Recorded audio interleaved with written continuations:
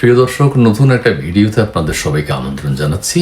এই ভিডিওর বক্তব্য হচ্ছে সিকিউরিটি কাউন্সিল, ইউনাইটেড নেশনসের সিকিউরিটি কাউন্সিল আমাদের দেশ সম্পর্কে কি বলেছে সেটা নিয়ে কিছু কথা আপনাদের সাথে শেয়ার করব। এরই মধ্যে পত্রপত্রিকা আপনারা দেখেছেন যে বাংলাদেশে আল কায়দার সেল প্রতিষ্ঠার চেষ্টা নিয়ে জাতিসংঘের প্রতিবেদনে উদ্বেগ।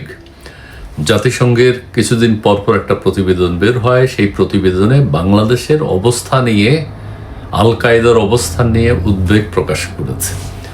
বাংলাদেশে এখন যে অবস্থা বিরাজ করছে, জুলাই জঙ্গি হামলার পর থেকে ডক্টর ইউনূসের নেতৃত্বে বাংলাদেশকে যেভাবে ধ্বংস করা হয়েছে। আরেকটা কথা একটু বলে নেই, ডক্টর ইউনূসের নেতৃত্বে বাংলাদেশে যে জঙ্গিবাদের উত্থান হয়েছে, এটা কিন্তু মার্কিন যুক্তরাষ্ট্র পছন্দ করে। ঠিক আছে, আচ্ছা, যাই হোক, ইউনূস বাংলাদেশকে যেভাবে যে অবস্থানে নিয়ে গেছে, তার কার্যক্রম আপনারা দেখেছেন, দেশের মানুষ দেখেছে, আন্তর্জাতিক সম্প্রদায়ও দেখেছে। সেই অবস্থার প্রেক্ষিতে এখন আমরা বলতে পারি, সোশ্যাল মিডিয়ায় আমাদের অনেকেই বক্তব্য দিয়েছেন, বাংলাদেশে এখন জঙ্গি সংগঠনের নিরাপদ আস্তানা বাংলাদেশ। ঠিক আছে, বাংলাদেশের এখন এমন পরিবেশ, এমন পরিস্থিতি যে যে কোনো আন্তর্জাতিক নিষিদ্ধ সংগঠন বাংলাদেশে শাখা খুলতে পারে। সেই চেষ্টা চলছে, সেই চেষ্টা অব্যাহত আছে, সেটি বাংলাদেশে হবে। সেই গ্রাউন্ড তাদের তৈরি হয়ে গেছে। সবার কথাবার্তা শুনেন না কিভাবে কথা বলে। বাংলাদেশে বর্তমানে যে পরিস্থিতি বিরাজ হচ্ছে, জ্বালানি সংকট, বিদ্যুৎ সংকট, গ্যাস সংকট, নানানভাবে আষ্টে পৃষ্ঠে মানুষকে এখন দেশের স্বাভাবিক অবস্থা এখন নেই, এটা তো আমরা সবাই বুঝি।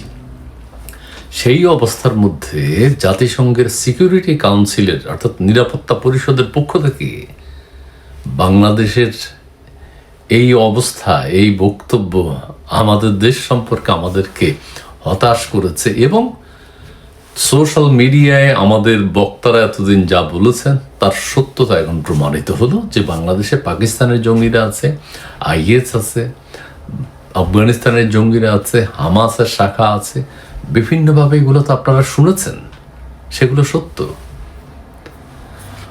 দুঃখজনক বিভিন্ন জায়গায় আপনারা বোমা দেখেন, আমাদের ইসলামী সংগঠনগুলোর কথাবার্তা আপনারা শুনেন, উত্তেজনা ছাড়া, চিৎকার ছাড়া, আক্রোশ ছাড়া কেউ কোনো কথা বলতে পারে না। এটা দুঃখজনক। ইসলামকে এই পর্যায়ে নিয়ে যাওয়াটা ঠিক না। ইসলাম জঙ্গিবাদ পছন্দ করে না, ইসলামের সাথে জঙ্গিবাদের কোনো সম্পর্ক নেই। কিন্তু আমাদের ইসলামের সাথে যারা সংশ্লিষ্ট, তারা যেইভাবে কথা বলেন,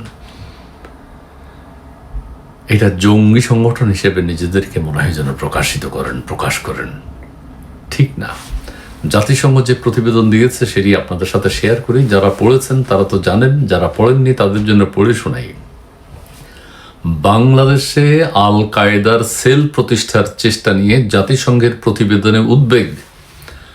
জাতিসংঘের নিরাপত্তা পরিষদ কিছুদিন পর একটা প্রতিবেদন দেয়, সারা পৃথিবীতে কোথায় কি অবস্থা। ঠিক আছে, জাতিসংঘ সেই প্রতিবেদনে উদ্বেগ প্রকাশ করেছে বাংলাদেশে আল কায়দার সেল প্রতিষ্ঠা হচ্ছে। তারা কি বলছে?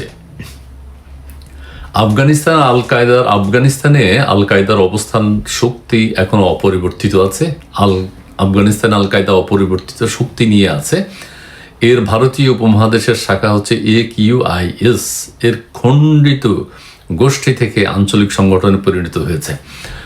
আল কায়দা এখন চাচ্ছে তারা পুরো কেন্দ্র থেকে আসবে না, আল কায়দার বিভিন্ন অংশ নামে থাকবে, যেমন AQIS, JMB, ওইটা সেইটা, আরও বিভিন্ন নিষিদ্ধ সংগঠন, বাংলাদেশ হিজবুত তাহরিরি, এইসব প্রতিষ্ঠানের নামে ছোট ছোট ভাগে ভাগে বিভিন্ন দেশে তারা ছড়িয়ে পড়বে। তারা বৃহৎ ইউনিটের পরিবর্তে ছোট বা বিচ্ছিন্ন সেল গঠন করে রসদ সরবরাহ ও আর্থিক নেটওয়ার্ক গড়ে তুলছে। এখন মনে করুন, আমাকে যদি হাত করতে পারে, আমাকে নিয়ে একটা সংগঠন করবে, আমার দিয়ে, আপনারা দিয়ে, বা যারা পারবে, যার মগজ ধোলাই করতে পারবে, তাকে দিয়ে একটা সংগঠন করে অন্য নামে, আল কায়দা নাম নয়, অন্য নামে সংগঠন করে তার মাধ্যমে তাদের নেটওয়ার্ক গড়ে তুলবে এবং সন্ত্রাসী কর্মকাণ্ড চালাবে, তাদের উদ্দেশ্য সফল করবে। বাংলাদেশেও তাদের সেল প্রতিষ্ঠার চেষ্টা নিয়ে উদ্বেগ প্রকাশ করেছে জাতিসংঘ। ঠিক আছে, সংস্থাটির নিরাপত্তা পরিষদের analytical support and sanction monitoring টিমের এক প্রতিবেদনে এই উদ্বেগ প্রকাশ করা হয়েছে। প্রতিবেদনটি প্রকাশ হয়েছে 10 তারিখে আগস্টের। সদস্য রাষ্ট্রগুলোর মূল্যায়নের ভিত্তিতে 2025 সালের 16 ডিসেম্বর থেকে চলতি বছরের 9 জুন পর্যন্ত সময়কার পরিস্থিতি তুলে ধরা হয়। 2025-এর 16 ডিসেম্বর থেকে 9 জুন পর্যন্ত সারা পৃথিবীর কোন দেশ কি অবস্থায় আছে, জঙ্গিদের অবস্থান কোথায় কেমন আছে সেটি তুলে ধরা হয়েছে জাতিসংঘের নিরাপত্তা পরিষদের প্রতিবেদনে। সেখানে বাংলাদেশের নাম আছে। নাম থাকা সবসময় ভালো নয়, নাম থাকা সবসময় ভালো নয়। বাংলাদেশের নাম আছে। প্রতিবেদনে আল কায়দা ইন্ডিয়ান সাবকন্টিনেন্ট AQIS এর কর্মকাণ্ডের একটি উদাহরণ হিসেবে দিল্লির লালকেল্লায় হামলার কথা বলা হয়েছে। দিল্লির লালকেল্লায় হামলা হয়েছে গত বছরের নভেম্বরে। ওই হামলার জন্য আনুষ্ঠানিকভাবে এই AQIS এই সংগঠনটিকে দায়ী করা হয়। এই প্রসঙ্গে বর্ণনার এক পর্যায়ে বাংলাদেশেও AQIS এর সেল বা ছোট সাংগঠনিক ইউনিট প্রতিষ্ঠার চেষ্টা নিয়ে উদ্বেগ প্রকাশ করেছে। বলা হয়েছে সংগঠনটি বাংলাদেশকে নিজেদের স্বার্থে ব্যবহার করতে চাচ্ছে। বাংলাদেশের সাবেক সেনা কর্মকর্তারা, বাংলাদেশের বিভিন্ন গোষ্ঠী, আপনার তাদের বক্তব্য শুনেন, বক্তব্য দেখতে পাবেন। এনসিপি, জামাত, এরাই তাদের সহযোগী, আল কায়দার সহযোগী। মামুনুল হক, আমাদের যে ইসলামী খেলাফত আন্দোলন, মামুনুল হক সাহেবের, এগুলো তো মামুনুল হক সাহেব আফগানিস্তানেও গেছেন। আফগানিস্তানের সেই নিয়ম নীতি প্রতিষ্ঠা করতে চান। মামুনুল হক সাহেব কি বিতর্কিত কথা বলেন সেটা তো আপনারা জানেন। ইসলামকে ধ্বংস করে উনি 500 একে গিয়ে ধরা খেলেন, উনি বলেন এটা মিথ্যা কথা। উনি মূর্তি ভাস্কর্য নিয়ে কথা বললেন, এখন বললাম আগে যা বলছি এখন অন্যটা বলি। তো একটা মানুষ কেমন সেই চরিত্র তো বোঝা যায়। তাদের দ্বারা কি করবে তারা দেশকে নিয়ে, সেটা তো জানেন, বুঝেন।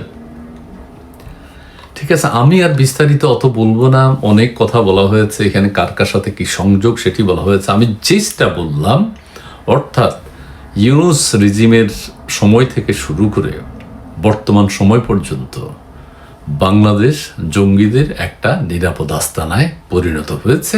সেই কর্মকাণ্ড আমরা এখন দেখতে পাচ্ছি এবং এই দেশের অবস্থান কোথায় গিয়ে দাঁড়ায় সেটি আমরা আগামীতে দেখব। তবে মার্কিন যুক্তরাষ্ট্র জঙ্গিবাদকে পছন্দ করে, এটা আস্তে আস্তে বললাম।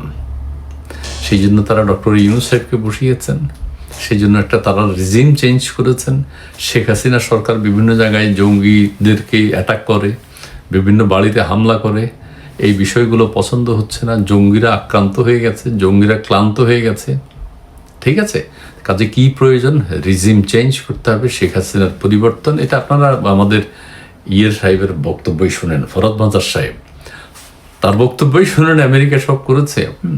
আমাদের দেশের ছেলে মেয়েদেরকে ব্যবহার করে, আমাদের দেশের সিনিয়র সিটিজেনকে ব্যবহার করে ডক্টর ইউনূস সাহেবদের মতো আরও যারা আছে তাদের মাধ্যমে জঙ্গিবাদের উত্থান ঘটিয়ে, আলী রিয়াজ আগে জঙ্গিবাদের বিরুদ্ধে লিখতো, এখন দেখি যে তিনিই জঙ্গি। তো চেনা যায় না, চেনা যাবে না। কাজেই জঙ্গিবাদ প্রতিষ্ঠা করে তারা বিদায় নিয়েছেন। এখন বর্তমান সরকারও বিপদে আছে। বর্তমান সরকারের সময় আগে ইউনূস সরকার বিদ্যুৎ, গ্যাস, জ্বালানি নিয়ে কোনো কাজ করে নেই, জঙ্গিবাদের উত্থান ঘটিয়েছে। সেই জঙ্গিবাদকে এখন এই সরকার সামাল দিতে পারবে কিনা সেটাই দেখার বিষয়। ভালো থাকবেন, ধন্যবাদ।